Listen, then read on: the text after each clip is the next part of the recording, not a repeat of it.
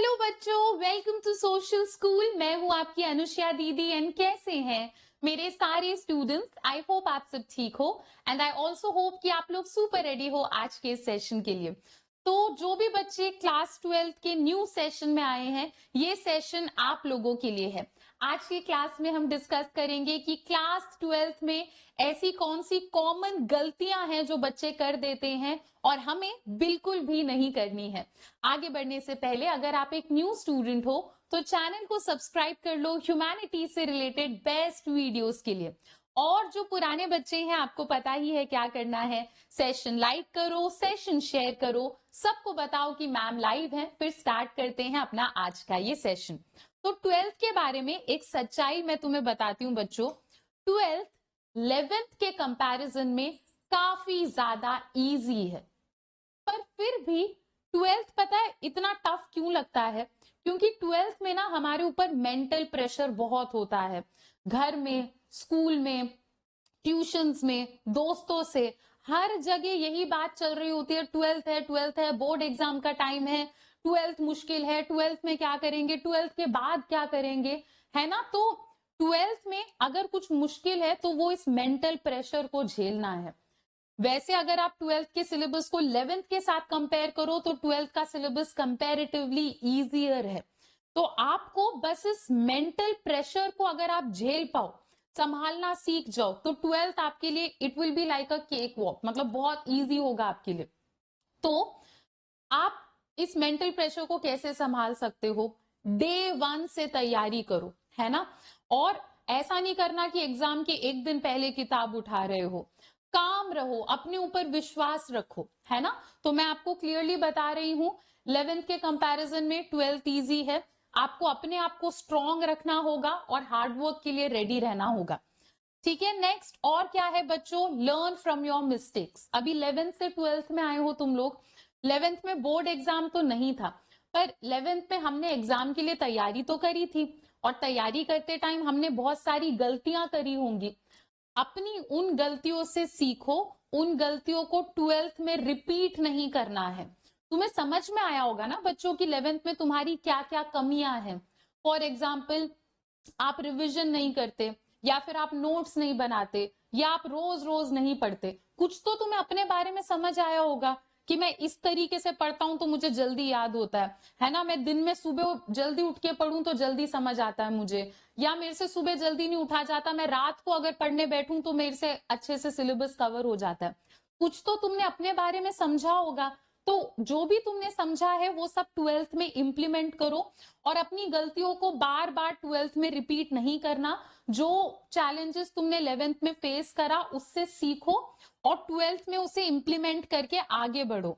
Next, don't procrastinate. इसका क्या मतलब है? 12th में पता है ज्यादातर बच्चे क्या करते हैं? पहले दिन से पढ़ाई नहीं करते, और ये बहुत बड़ी गलती है। ऐसा नहीं करना कि तुम एग्जाम के एक महीने पहले पढ़ाई करने बैठे हो, या एक दिन पहले पढ़ाई करने बैठे हो। पहले दिन से पढ़ाई करो। बेशक थोड़ा थोड़ा पढ़ो, है ना। अगर तुमसे 6 घंटे 8 घंटे नहीं पढ़ा जा रहा तो मत पढ़ो, पर रोज जितना हो सकता है उतना उतना उतना पढ़ो। ठीक है, तो चीजों को टालना बिल्कुल भी नहीं है। रोज जितना हो सकता है उतना तुम्हें पढ़ाई करना है। और ये जो तुम रोज थोड़ा थोड़ा थोड़ा एफर्ट डालोगे ना, इसका रिजल्ट तुम्हें बोर्ड एग्जाम के बाद मिलेगा। ठीक है, तो तुम्हें पेशेंट रहना है और पहले दिन से तैयारी करनी है। पहले दिन से तैयारी करोगे तो एक फायदा ये भी है, जैसा कि मैंने कहा, तुम्हारे ऊपर वो मेंटल लोड नहीं होगा कि यार ये रह रहा है, वो रह रहा है, ये करना है, वो करना है। पहले दिन से पढ़ाई करोगे तो क्लास 12th आपको इजी लगेगी। नेक्स्ट, नोट्स बनाने की आदत डालो बच्चों। 11th तक अगर आपने नोट्स नहीं भी बनाए तो ठीक है, 12th में अब सारी बात अलग है क्योंकि बोर्ड एग्जाम का टाइम है। 12th में एग्जाम के एक दिन पहले हम लोग अपने एनसीईआरटी को उठा के सब कुछ नहीं पढ़ सकते। वो खैर अलग बात है कि मैं एग्जाम के एक दिन पहले मैराथन लगा के तुम्हें पूरा एनसीईआरटी करा दूंगी, वो हम खैर बाद में डिस्कस करेंगे। पर हाँ, नोट्स बनाना जरूरी है ना। एग्जाम के एक दिन पहले रिवीजन के टाइम नोट्स काम आते हैं। जब हम नोट्स बनाते हैं तो हमें चीजें याद भी होती है जल्दी, हमें चीजें समझ में आती हैं जल्दी। तो नोट्स बनाने की आदत डालो। अगर ये आदत आप में नहीं है, अगर आपको समझ में नहीं आ रहा है नोट्स कैसे बनाते हैं, तो मुझे कमेंट सेक्शन में बताना। मैं आप लोगों के लिए एक वीडियो बना दूंगी कि ह्यूमैनिटीज में नोट्स किस तरीके से बनाना है। ठीक है, चलो नेक्स्ट, फोकस ऑन एनसीईआरटी। जब हम 12th में आते हैं बच्चों, तो बहुत सारे लोग ना कुछ कुछ एडवाइस देने लग जाते हैं। रिलेटिव्स बोलते हैं कि मेरे बच्चे ने तो इस बुक से पढ़ा था, हमारे सीनियर्स बोलते हैं कि मैंने तो इस बुक से पढ़ के टॉप करा था, हमारे भाई बहन कहते हैं कि ट्यूशन वाली मैम ने तो ये बुक बताई थी। पर मैं तुम्हें क्लियरली बता रही हूँ, ह्यूमैनिटीज में एनसीईआरटी के अलावा और किसी बुक की जरूरत नहीं है। एनसीईआरटी ही सब कुछ है। एनसीईआरटी को दिल से मन से पढ़ो। एक बार तुमने एनसीईआरटी पढ़ के खत्म कर दिया तो फिर से एनसीईआरटी पढ़ो, फिर से पढ़ के खत्म कर दिया तो एक और बार एनसीईआरटी पढ़ो। एनसीईआरटी के अलावा और किसी बुक के ऊपर फोकस नहीं करना।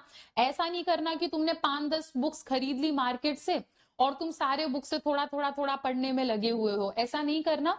जो मैं क्लास में पढ़ा रही हूँ, जो मैं तुम्हें एनसीईआरटी पढ़ा रही हूँ, that is more than enough. ठीक है, चलो बच्चों, तो आई होप इस सेशन के बाद तुम्हें थोड़ी क्लैरिटी मिली कि क्लास 12th में तैयारी कैसे करनी है। अगर ऐसा है तो वीडियो को लाइक जरूर करना। Show your love and support in comment section. अभी के लिए इतना ही बच्चों, अब हम मिलते हैं अपने नेक्स्ट लेक्चर में। Till then, bye bye, take care and thank you.